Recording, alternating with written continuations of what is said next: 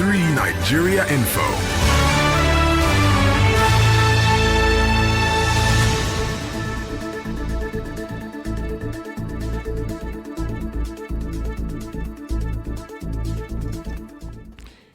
Now let's take a look at the top stories in the news this evening. The Senate suspends investigation into alleged courtroom invasion by operatives of DSS. 36 state governors restate commitment to 30,000 naira minimum wage, describe it as a settled matter.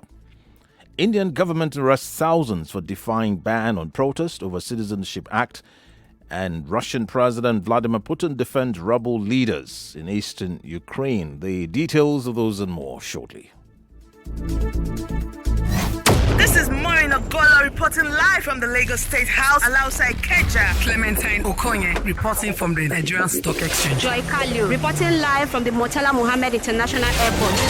For news that's close to home, hear it first on 99.3 Nigeria Info. Up to the minute news that matters to you. Our reporters are always on the go, bringing it as it happens. The lawmakers have decided to work with the executive for the development of Lagos State. Babatunde Pratt reported. It has been 5 days of banter, screening and confirmation at the Senate. Judges McNaughton reporting. Listen to the major news every day, 6 a.m., 12 noon, 3 p.m. and 6 p.m. live on 99.3 Nigeria Info.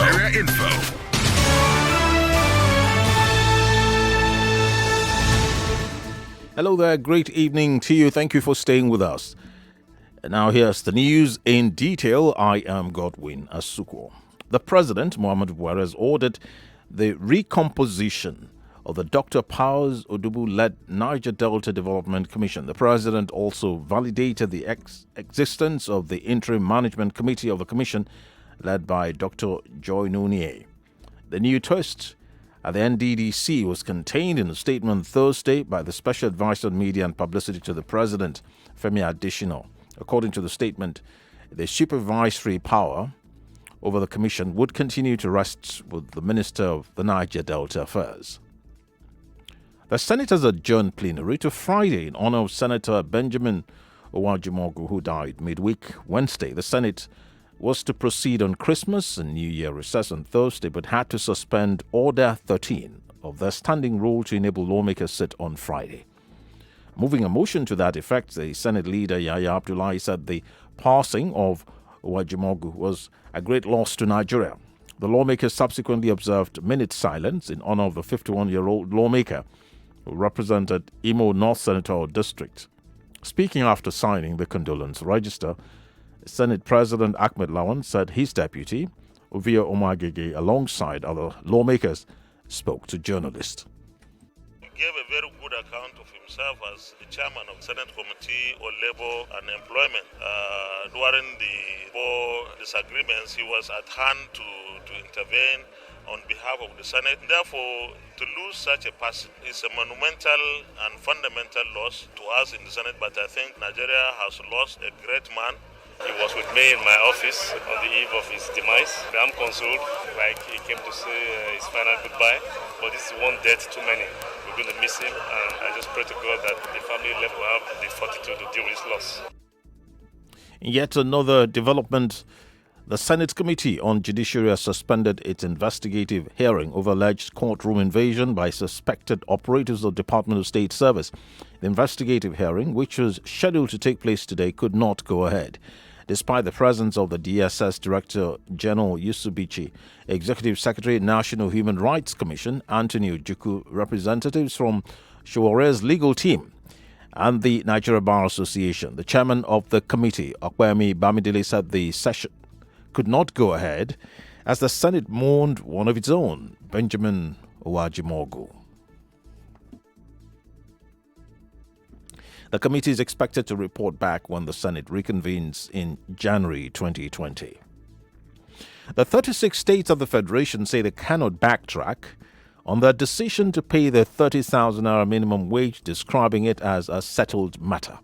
The chairman of the Nigeria Governors Forum and governor of Ekiti State, Kaide Fahimi, said this while fielding questions from journalists in Abuja. Fahimi said what remained was the need for states to renegotiate in terms of the consequential implication, since fingers are not equal. He said the minimum wage was not on the agenda because it is a settled matter by the governors.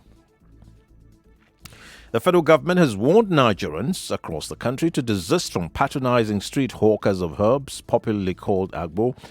The Director General of the Nigerian Natural Medicine Development Agency, Sam Etatovie, gave the warning in Lagos at an interactive media roundtable tagged Public Awareness and Sensitization on Rational Use of Herbal Therapies and Abuse Prevention.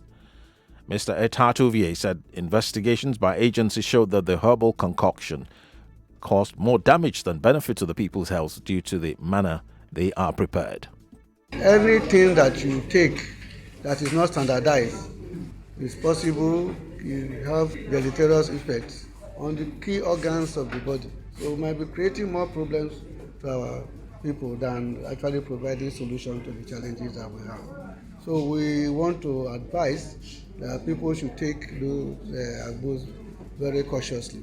We've also found out from our research that some of those agbos, they put things that can intoxicate people, that trying to energize them. Now, some herb sellers at the event said the street hawkers of agbo are different from them who sell the raw materials. They added that while they are professionals in their own right, the street hawkers of agbo are not. Many of them are not trained for. They just want to mix and ends meet. And whatever you are given out for a patient, you must know how reactive those things must be into someone's body. Some of them might have cancer of the kidney or whatever, but let government help us to please eradicate using ethanol and flavor. If you put this agbo inside this Ragulis water and you put it inside the sun, tomorrow come and check it. If you want to sell agbo, you must to be trained and be on one association. Ex-Attorney General of the Federation and the Minister of Justice Mohammed Adoke has returned to the country. Adoke's aircraft touched down at the Nnamdi Azikiwe International Airport in Abuja at about 3:40 p.m. on Thursday. He was thereafter whisked away by security operatives and taken to the office of Interpol in the Federal Capital Territory. Adoke is facing charges bordering on alleged abuse of office and money laundering in respect to oil prospecting license 245 to Shell and Eni. The Federal Road Safety Corps called on all road users to drive safe by ensuring that the state of mind is always intended towards safe road usage. Speaking on its 2019 Ember Month campaign in Lagos, the FRSC Ibejuleki Unit Commander Idris Popwala said the Commission has been saddled with the responsibility of ensuring free and safe motoring environment on all Nigerian roads. He added that its unit is set to carry out a 24-hour surveillance within its jurisdiction by deploying 40 regular marshals with patrol vehicle to support robust Ember Month's special patrol operations. What the state of mind is conscious of need to obey traffic rules and regulations whenever we are on the move. Then we must certainly have made a great effort to keep our roads safe. However, in the absence of mind, no doubt to result on road traffic crash, occurring with the attendant possibility of loss of life and valuable properties. We are tightening our enforcement of traffic laws by increasing the arrest of critical offences, especially those associated with using of phone while driving, overloading, speed limit violation, wrongful overtaking. On his part, Ibejuleki Unit Deputy Superintendent of Immigration, Mosindi Augustine Chooks, advised those driving to abstain from alcohol, drive with a mind, and avoid overspeeding. Safety is everybody's business, and it is very, very important that all of us get conscious about this word safety. Because if you enter a vehicle, from point A to point B, your main purpose is to arrive there safely. But if there's an element of recklessness on the part of the driver, a lot of things could go wrong. Sure, you understand? That is why it is very, very important that everybody has to take safety very, very, very, very seriously. This news continues shortly with business, foreign news, entertainment, and sports. The news. Timely, fresh as it breaks on 99.3 Nigeria Info. And now the business news. The The Federation Accounts Allocation Committee has allocated 635.82 billion naira to 3 tiers of government as revenue for the month of November. The allocation represents a decrease of 66.23 billion naira when compared to the 702.05 billion naira shared in the month of October. The Permanent Secretary of the Minister of Finance, Mahmoud Isa Dotse, confirmed the distribution during a media briefing on the outcome of the committee's meeting. The meeting was attended by commissioners of finance from the 36 states and representatives of revenue-generating agencies. Now, the foreign news. The foreign news. Indian police have detained thousands who defied a ban on protest over a controversial new citizenship law. The ban has been imposed in part of the capital, Delhi. And throughout the states of Uttar Pradesh and Karnataka, mobile data services are suspended in some parts of Delhi, close to protest sites. The new law offers citizenship to non-Muslim illegal immigrants from Pakistan, Bangladesh, and Afghanistan. Now, still from the foreign scene, Russian President Vladimir Putin has defended the pro-Russian rebels in eastern Ukraine, calling for direct talks between them and the Kiev government to help restore peace. He said Ukraine had accepted the rebel leader's signatures on the 2015 Minsk ceasefire deals, so recognizing them. The separatists launched a Russian-backed insurgency in April 2014, seizing most of the Donbas region.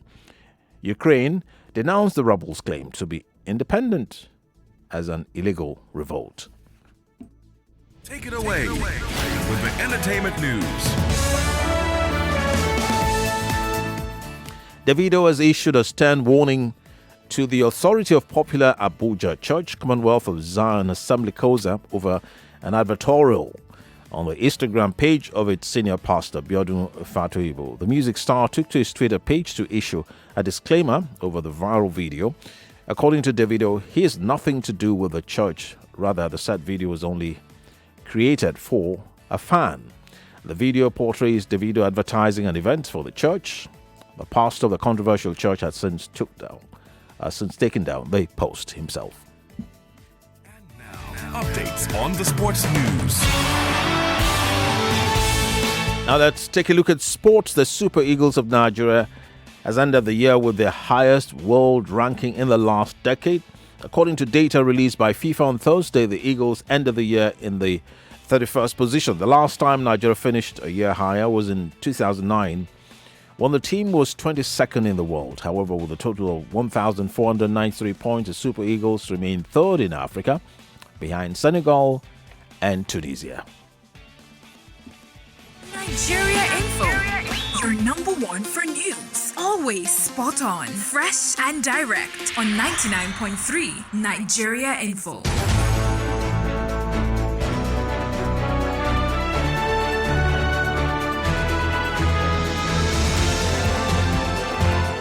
Now to end the news, let's take another look at the top stories. The Senate has suspended investigation into alleged courtroom invasion by operatives of the DSS.